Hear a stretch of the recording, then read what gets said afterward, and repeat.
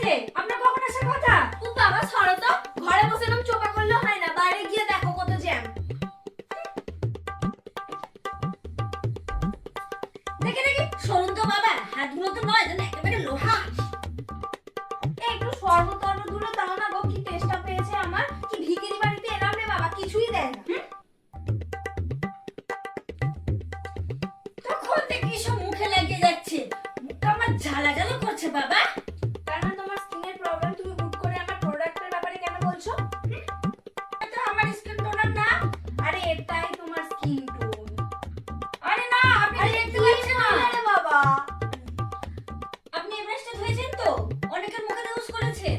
না না, বারবার ব্রাশটা ধুলে তো আর ব্রাশটা দেখতেই পাওয়া যাবে না, তাই দিনে 2-3 বার করে ধুই।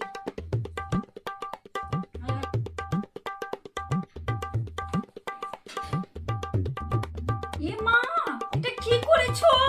একটু দাঁড়াও, ভালো করে করবো তো। তুমি কি একবার আমাকে পাতি পেয়েছো নাকি? এবার কি হলো? কি খৈনের গন্ধ! এই আমি খৈনি খাই না, ছাতা বলবে না।